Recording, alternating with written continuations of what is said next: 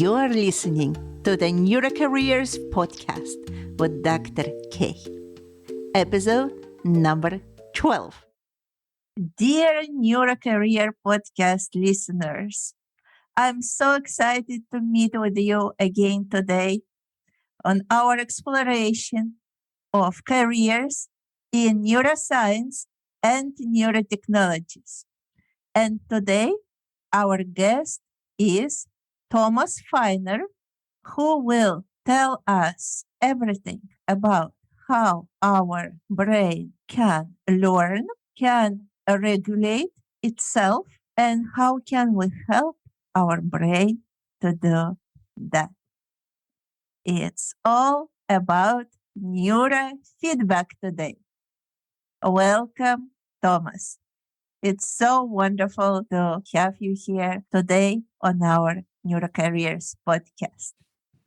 Thank you very much for having me on your podcast, Milena. It's a great pleasure and a great honor for me to be here and speaking. Thank you so much.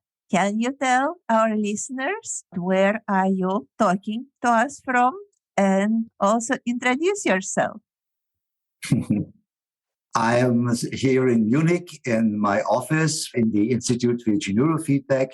Well, Munich, probably you know, it's a nice place near the Alps. Here I work, I do my research, I teach people neurofeedback and qualitative EEG. Here we have also our developmental center where we develop a hardware and software for neurofeedback and neuroscientific research. And here we have the center of our activities. We love to be here, but we do not only work. Many times we have also Zoom meetings, so we talk with our collaborators, with the researchers, also from all over the world. And I'm glad that we can do this and have these beautiful connections to people all over the world who love to work with the brain, who love science and discover more and more. And there is so much more to discover, what we see every day. And we share this excitement with many other people. Yes, that is very exciting, and many people are listening to us who are interested in brain, in neuroscience. For those who might be not very familiar with the field, can you introduce what the neurofeedback is about? What is that, and how you can use it, or how people can use it, and for what purposes? Yeah, actually, one of the most difficult questions to answer is how can you explain neurofeedback, which is a very complex procedure, a very complex process, to someone who doesn't know much about neurofeedback. But I try to do my very best so that everybody out there can understand what is the fascinating field and what really fascinates on neurofeedback. Neurofeedback is actually something has to do with learning. It's learning for the brain. It's not the learning of a language or learning of how to ride a bicycle or how to dance or play an instrument. It's the brain will learn. And we know that the brain has great capacities, and it was discovered like in the last century, early in the 1960s. There was the first neurofeedback training that has been done. It all starts with the discovery of the EEG. And the EEG is an electrical phenomenon. The brain produces electricity, and this electricity can be measured in microvolts. Microvolts is a very, very tiny current. It's another current, it's a voltage, and it's the millionths of a volt. And we can measure the activity of the brain as electrical activity. And then it comes up in waves because it's a moving potential of negativation and positivation.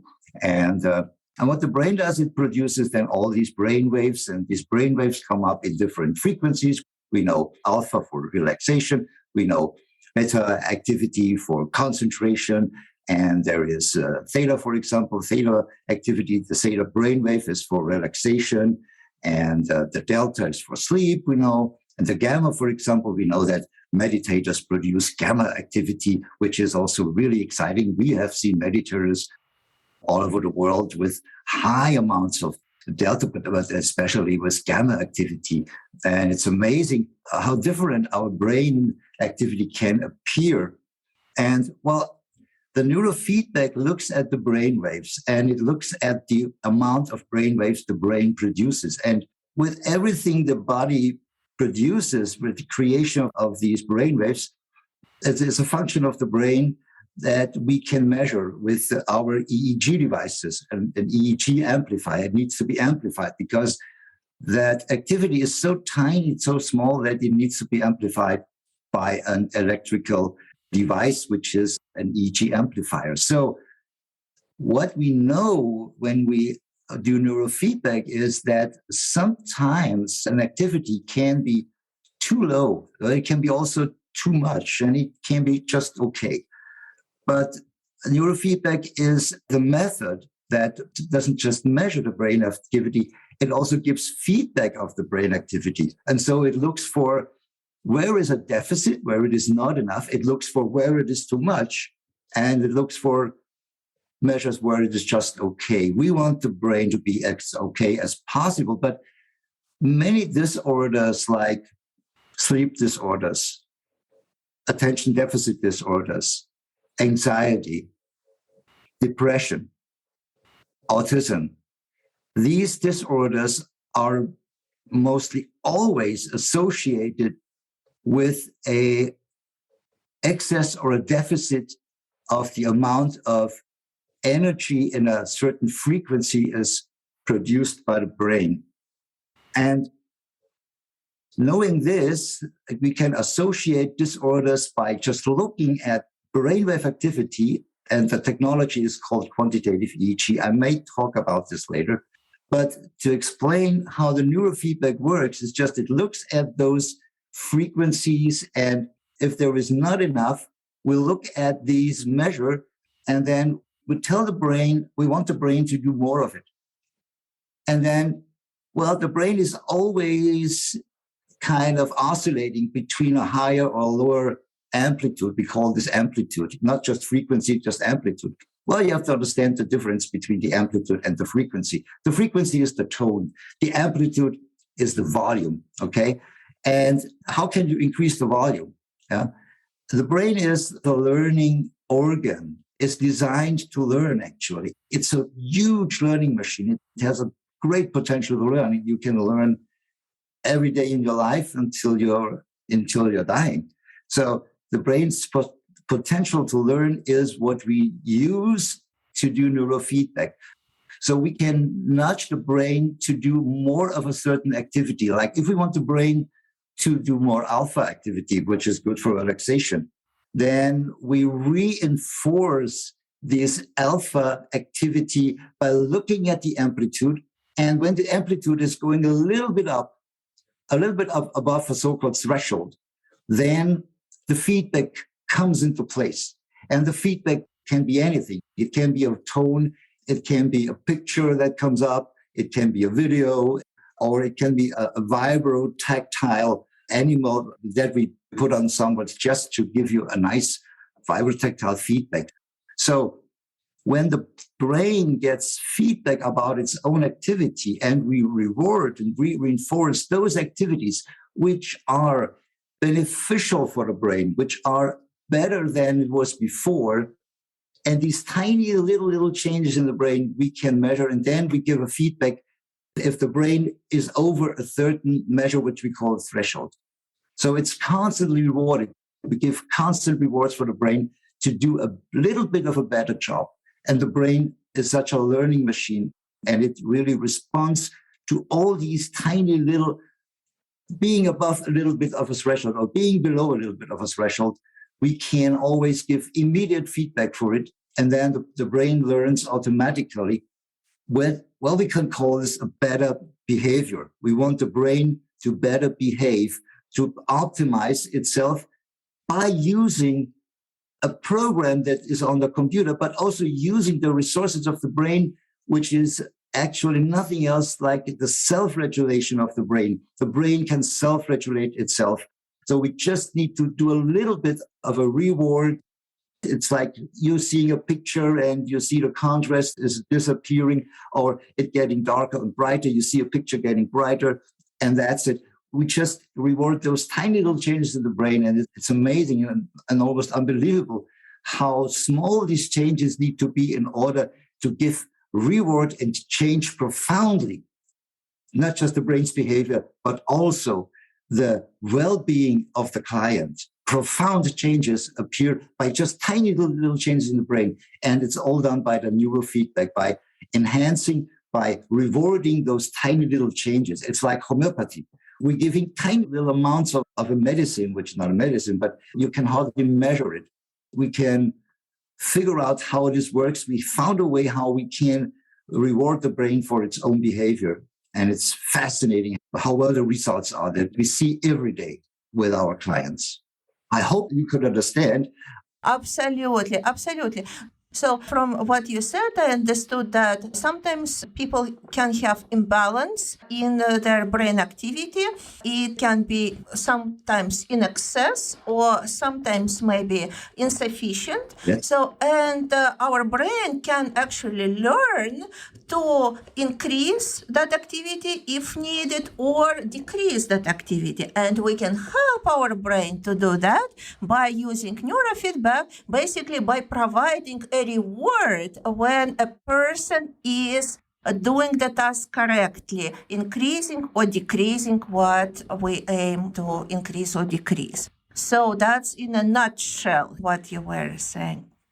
Yes, exactly. You said it exactly. This is what we do with neurofeedback. We reward, but we do not punish. That's very important. We always reward the brain for doing something good, for doing something better than it did before. Yes, absolutely. Extremely important. Yeah. Yes. And so the brain has the freedom to develop these frequencies it needs to develop. And it's not just giving the brain a certain goal where we say, you need to do this in order to get rewarded. We're just giving the brain the freedom. If it goes there, it's okay. If it doesn't go there, well, if it doesn't want to go there, we make it easier. We can adjust the thresholds. And this is the art of neurofeedback that we teach in our workshops, how to find the best environment and how to find the best situation so the brain learns. The brain can learn optimum of its possibilities.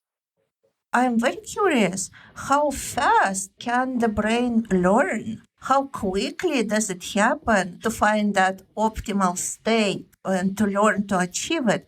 And maybe you can provide an example of a person who did exceptionally well or benefited so much from this neurofeedback that it can be an illustration of how the neurofeedback works. Yeah, it happens sometimes really very quickly, very fast, so that people are just like surprised about how that feels when they feel relaxed. There are clients coming to our clinic. They have almost forgotten how it feels to be calm inside and feel relaxed and well inside. For example, with the alpha training, they all of a sudden say, wow, I didn't know how my body can feel so relaxed. I have forgotten that feeling. And they are so extremely grateful for that. Or we see it with children with ADHD being super hyperactive. And then the next day you see the mother phoning me and says, what have you done with my child? And I said, whoa, sorry, I just did neurofeedback. And she said, please do it again next time, because he's so different. He's so calm. He's doing his homework. I don't need to tell him what to do. He's so exceptionally different. I don't know why, but it is happening since he was in your neurofeedback session. It's sometimes really happening very, very quickly. But, I have to say, as a neurofeedback practitioner and clinician, you have to be patient. You have to learn. You have to be open-minded. It's not always working like this. Boom, and you have it. You sometimes need 10 sessions, 15 sessions, 20 sessions until you see a change. That is important. But with more experience and more learning, and I would say more tools in your toolbox, you're getting better and better, and you get faster results. And we see this. You have to learn more, and you have to be more open for other methods, and you have to talk with other people. You read the literature, and a good clinician always has good results in a short amount of time. And he uses not just one tool. He has more tools. That's important because there is nothing like one size fits all. You have to learn more different techniques, but at the end, it really works out very well. The benefits for the clients are your reward. Of course. Thomas, I want to get a little bit back into your history of developing this program in Germany. As I understood correctly, you were one of the first who started neurofeedback in Germany. Is that correct? And maybe you can tell us a little bit, how was it? What were the main challenges and how this field actually developed over time? What changes do you see from where you were just starting and what do you see now? Well, this is very interesting field, the neurofeedback field. And when I came to it, I was just like, wow, there is a technology that works with the brain directly. As an occupational therapist, I have seen many, many children with learning disorders, with ADD, ADHD. And I saw that many times you work really so hard with children, but you still see they still need medication. They're still not improving in a way that you would like them to help and to improve. And then I was reading a book about biofeedback. I was into biofeedback first. And then something came up with neurofeedback. And I said, wow, is this working with the brain? Oh, wait a second, what's that?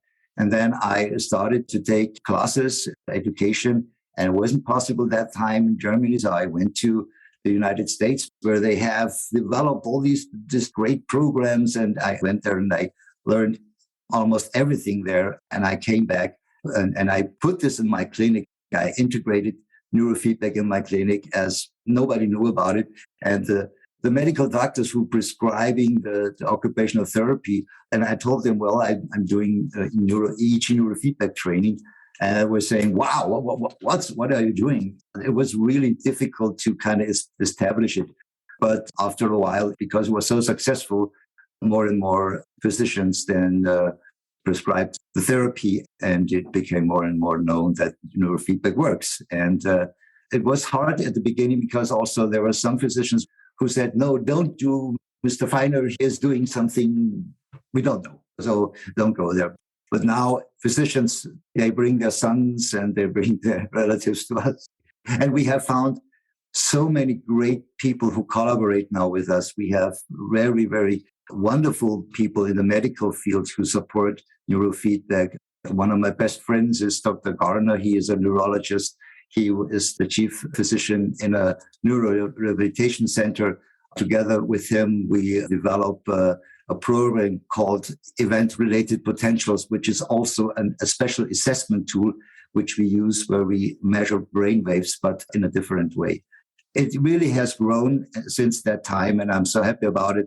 We also give education. We're working with many other institutions to grow the field of neurofeedback. And it could be better, but what we see now, it's really growing, and there is a lot of more interest for neurofeedback than it was before. Well, one must say, it's not so well known like we actually would like to have it. Still, there are many people with depression, with anxiety, and ADHD. They go to their physicians and they don't know about neurofeedback. They prescribe just pills, and that's really sad. But we're working on it so that more and more people know about it. We have to go out and tell the people. We need to tell the press. And this is why I love to do this podcast. It's another possibility to talk about the neurofeedback, and more people will know about it. Yes, absolutely. And maybe you can name 3 top conditions in which neurofeedback should be prescribed or should be at least tried. And maybe there is some evidence-based information on what improvements does neurofeedback provide for those top 3 conditions. Sure. Number 1 is ADD and ADHD. Number 1, there is a lot of research out there. There's many articles you can read about, and it's very effective with ADD and ADHD. That definitely, it has the most efficacy and effectivity with neurofeedback.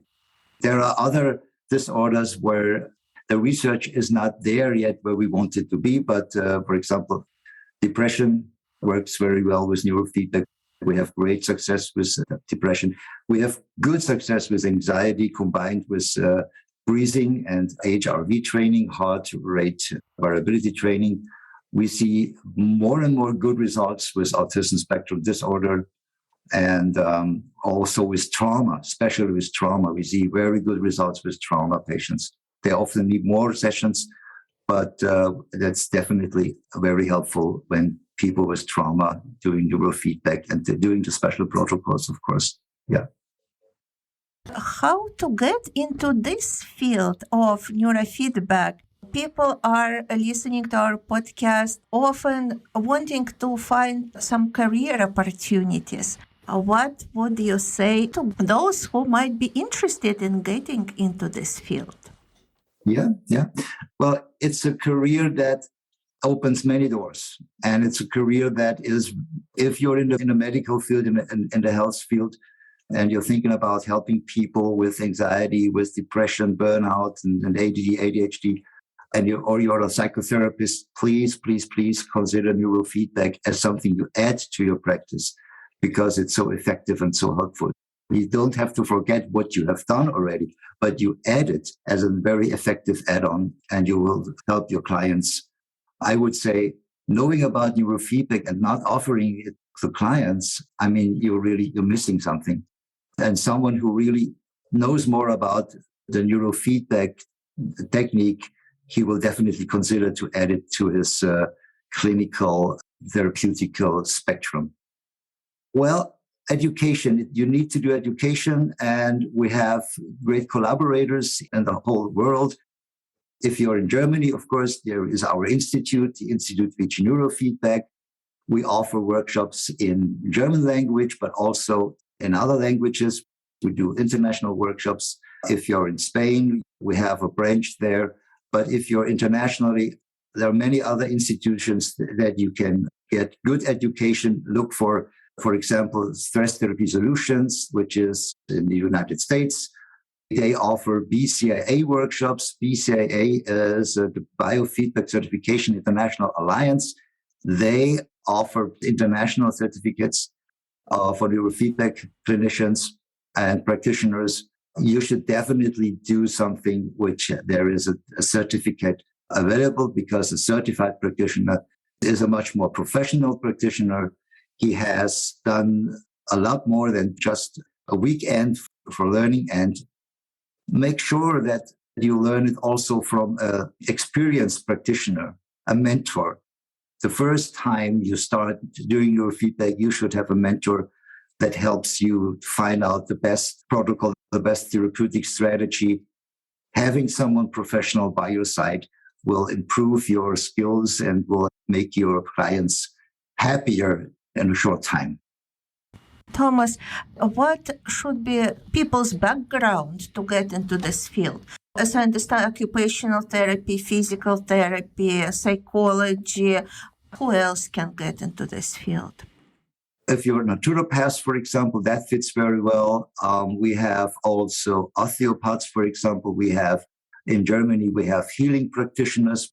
In America, they are called naturopaths, naturopaths, physicians. Well, speech therapists also can benefit very well from it. And it also depends, of course, on the country. What are the laws? Well, there is a website called ISNR.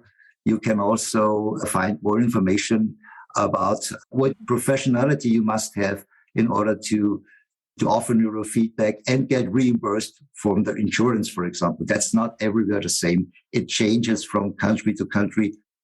And usually you have to be a certified clinician. Then it's possible that you're reimbursed by insurance. If you're not from the medical field, well, there's also some possibilities where if you want to train, for example, athletes or CEOs and people which we call executives, then you can also learn neurofeedback, but you need to be very professional to kind of survive in this area. But we also have lots of people working with actors, for example, and all these people, they also need neurofeedback, of course. They have lots of stress and anxiety and performance anxiety and all these things. There is a wide area you can start your neurofeedback career. Peak performance field is definitely something that you also can consider.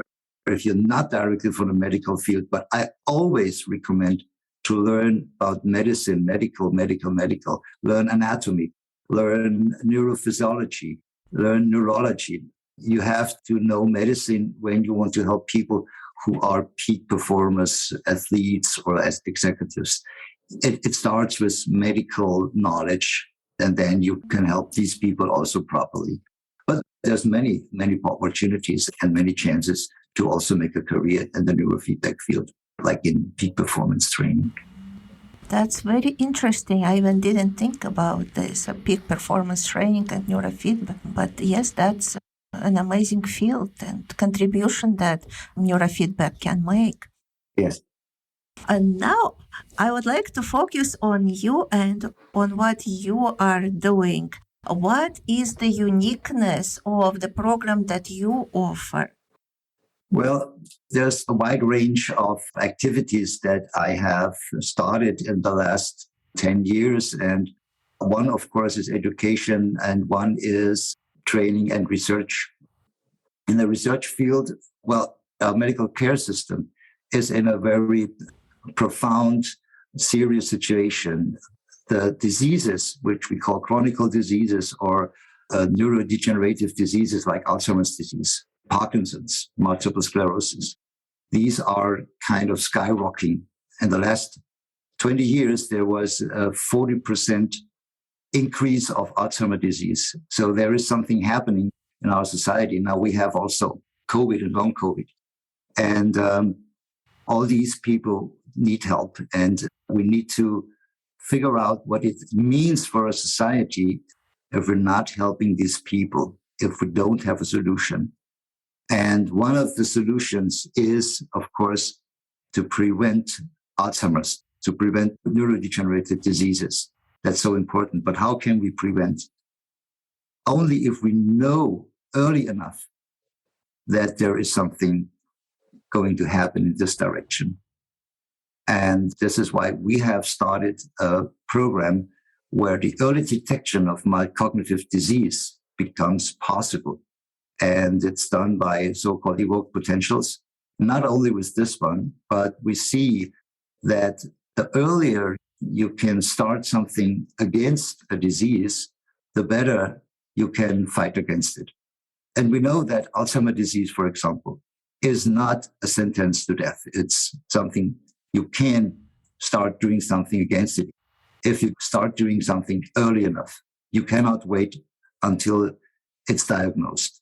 But we see the neuromarkers for Alzheimer's dementia like 10 years before it can be diagnosed, and 5 years before mild cognitive disorder can be diagnosed as well. So we have neuromarkers for this. It can be the quantitative EEG, where we see what we look in the brain maps, and it's much more sensitive than, for example, the MRI. The quantitative EEG is looking at the database, for example. And with these neuromarkers, we are able to intervene the deathly process of that disease. We can do something against it before. And we are not there where we want to be because there is no 100% of finding that says, well, we have this marker and now you will be definitely the one who gets the disease. But we know from research that there is a 70% of a chance you get it, but there's also a 30% chance you don't get it. And prevention is what you can do. And we know preventing Alzheimer's disease is possible. There are programs already available, changing lifestyle, changing diet, and changing the way you have to move more. You have to change lots of things in your life, but there are possibilities. And with the right diet and the right supplements, you can do a lot more. And you can do neurofeedback. And you can do, for example, also a technique, a method called photobiomodulation. Now we have so much more tools to fight against these neurodegenerative diseases. So we need to do something before it's too late. And we know that the neuromarkers are a key for prevention. So that would be disease prevention, yes, biomarkers and disease prevention. What about education? You were mentioning education, and during our previous communication, you mentioned your desire that resonated with me a lot, teaching children at schools EEG and neurofeedback. Can you tell a little bit about that? Well, we need to have more people knowing about it. And therefore, for example, I am now invited in German TV, we have something called the the movie with the mouse, and it's a scientific TV program for children. And this mouse is explaining complex things to children. And we were invited to explain to children neurofeedback, how neurofeedback works. So we invite all the children that come to our place, and we're telling them what neurofeedback is. And we're telling them something about what does it mean to be attentive? What does it mean to be aware? What does it mean to have a learning disorder or attention deficit disorder? We're explaining children the brain, how it works, because you cannot start early enough learning about the brain. And I learned from all my experience that some children are so interested. They want to know, what are you doing with me? And I say, I'm teaching your brain how to function better. And they really ask, how do you do it? How is it done? And you can explain that to children. And so they are interested and they get excited about it. And when children know what neurofeedback is and how they can help their brains, and they get a feeling and an understanding how they can help other children, they will understand why the neighbor cannot attend and why the neighbor is so hyperactive, why his friend is not coping with school grades, why he's not making it. We need to start with the children. They need to know what is possible. And we need to make them feeling aware that there is something more they can do, because this is the next generation. And they have to get all these competencies. So they will have a very hard time, because in the next 20 years, they will face huge challenges. They have to learn as much as possible, as early as possible. And we just get them excited. And it's so rewarding to see how children can learn about the brain. And we also want to teach them how to meditate, for example. There's so much more children want to learn. Their brains are just waiting for more input. And we cannot just feed the brains with knowledge. We need to feed those brains with empathy, with excitement, with the fascinating field of what the brain can do, and to prepare them for the future. And this can be a much better future, because they know not now much more than we would ever know. If I would have known there is neurofeedback earlier, wow, there would have been much more I could do. And so we need to teach the children more about what the brain can do, and they should know about neurofeedback as early as possible, and about the possibilities and the potential of the brain. Yeah, absolutely. And the potential of the brain and the possibility for people to regulate their own brain activity. I think that's the key. I absolutely agree that it's very important, and children can learn and hugely benefit from this. And this brings me to another question that you already mentioned, meditation and mindfulness. This becomes more and more popular because it really produces great results in people. I know there are schools already that are adopting practices of mindfulness, and people see the reduction of stress even on exams and improvement in performance in children. Can you tell about what you do in terms of mindfulness training? I know that you did some research with many participants. Yes. And about the benefits that you can see, even the evidence that you can see from EEG, from the brain activity that you are recording, and people who are exercising mindfulness and doing meditations.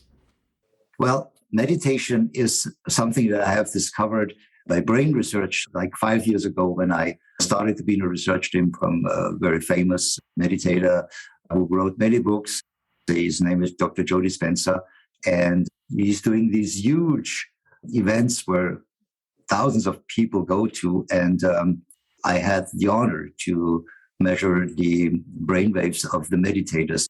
And I was really fascinated what the brain is about to do. And we saw that people who are really going into a very deep state, how it profoundly can change the brainwave behavior. And we were seeing really remarkable changes. But also what we can do in the neurofeedback is helping people getting into these more meditative states by just training the brainwaves. We ask people just, okay, close your eyes. And then whenever you hear a tone, that is rewarding alpha. And then there's another tone, this rewards theta activity. And then people go into a very deep state after a while and they deeply relax. And that is not just relaxing, and it can change the personality, like be changing from someone who is kind of rigid and always demanding. And well, you can become, easy words, you can become a nicer person and a more friendly person and a more empathic person. Of course, the goal could be change people's behavior. Many problems we have because people's behavior is just hurting others because they have been hurt by someone else. And so it goes on, and they transfer their trauma to others. And we can kind of break that cycle. And some people are just not able to concentrate enough, or they many times ask, how can I meditate? I don't know how to do it. And they try and try and try, but they don't find a way. And with neurofeedback, it's possible.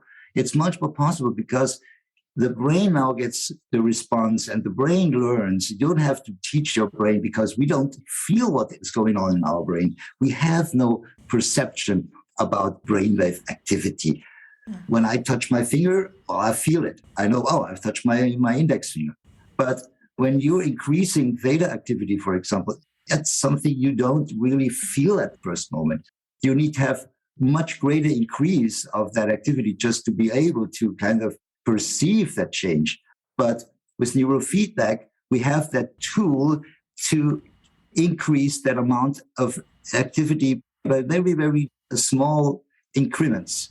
So that you as a person just feel the difference from the beginning, and from 15 minutes after the session, you say, wow, it feels so different now, and I feel so much better. Mm-hmm. So neurofeedback can really teach people also to do better in meditation, because we are kind of trained that if you're not good in something, you just have to do something. You'd have to do more. You'd have to learn harder. But that's not working with meditation. You can't do harder because you cannot just force the brain and force a relaxed state. It's not possible. It's just the opposite of what you receive if you try to force it. It's a thing of letting go and let it happen, and being open-minded and being able to just receive and being without any of your defense mechanisms. You just let it happen. But the Western culture doesn't teach you that, actually. We're just our doers, and we are not just receivers of like, okay, let's see what happens. Yeah. But with neurofeedback, we see many people who all of a sudden know what to do, or they better said, they know what not to do in order to receive a more relaxed state and getting more into meditation. So that's also great potential in meditation research and helping people to get better in meditation. But it needs to be trained. You need to know how to do it. And there's also something you should learn from a skilled practitioner. And there are also neuromeditation workshops. There's a Neuromeditation Institute run by Jeff Tarrant, who is a very, very nice person who has done a great job with his method of teaching people meditation using a tool and using technology and its neurofeedback. That's amazing. Thank you for letting us know about that. I would love to invite him to our podcast and tell more about this. You should. Yeah, you should. Thank you so much. I personally was doing meditation for many, many years. However, it's still very difficult for me. So I think there are people for whom it's easier, maybe, and there are people for whom it is really difficult. And I'm one of those. I think I would highly benefit from neurofeedback. Now, can you tell us about your future plans and how do you see the field of neurofeedback maybe 20 or 30 years from now? That's a good question. Well, I have a vision about this, and I have something like what I wish that field could go into. And there is also concerns about where it could go to. Yes, let's discuss that. Let's discuss that as well. Yeah. Yes, absolutely. Yes. Well, maybe let's just start with the concerns. Neurofeedback is growing. When I discovered it, I knew it will grow very, very quickly. Many people will come and say, well, that's a good thing to earn some money with, because it's actually, sometimes it can be very simple. You can do simple protocols and then you have success, but maybe not with everybody, but with some people, it's okay. And you're just happy with what you have. And so I'm afraid about the commercialism, that everything will be commercialized and only the rich people can kind of afford it. That is my concern. But there is such a great potential. Where I see it is definitely, and I see it growing more and more and becoming more and more popular. And well, my wish is that when you go to the medical doctor and you have a depression, for example, and you feel like, or you have anxiety, you're not getting just a prescription. You're getting an address where you can go to, and there is a neurofeedback therapist. He puts you to, says, well, your brain, I can give you medication. Probably that's something you need to have at first, because we need to maybe really intervene and stop the circle. But for the long run, you should go to a neurofeedback therapist, because your brain has a disorder. Your brain has a problem. It's not you, it's your brain. And your brain is dysregulated. And there is someone who helps your brain to self-regulate itself better. And this is where I want the development to be in the future. So nobody just gets a prescription. There is something you can do more. And of course, not just this, your doctor. Also, there will be more possibilities. You can go to a meditation workshop or whatever. But we know now that meditation can help so much. And I want physicians to also know about this, so that they will always tell you about alternatives to medication. It's so easy. You just change the K to the T, and instead of medication, you say do meditation or do neurofeedback, something like this, There should be a reminder for this. Yeah. And that's the perspective, I think. But the more we get, the more we put this out, the more we talk about it, the more the media talks about it, the more this vision becomes reality, must become a reality, because it will make the world better. It will make the world a better place. This is always what I say. Every practitioner is part of that movement, and you can change the life of people. And it always touches me so deeply when I hear of a child that can do his homework, of a child that it's not left alone, it's not left behind. It catches up with his peers. When I see the smile of a face of an autistic child, parents say, wow, it's something changing. It always touches my heart. And it's just something that we discovered. And there's also always something more to discover. But having this in mind, that with each client, you change his quality of life, you change the world to make it better. Absolutely. Our podcast is called Neurocareers Doing the Impossible. And I think you are a great example of that. You started doing neurofeedback when almost nobody was doing it in Germany. Mm-hmm. You even went to a different country. You went to the US to study and start neurofeedback at your hospital. What advice would you have to people who are in a similar situation when what they want to do, even if it's a neurofeedback, doesn't exist at their place, or something new they want to start, it is not there at all? What would be your advice to those people? Yes, you'd have to just get inside yourself and make sure what you really want to do in your life. I know if you feel like you want to help people, and be it children or adults with depression or trauma, be it even executives, will have a problem.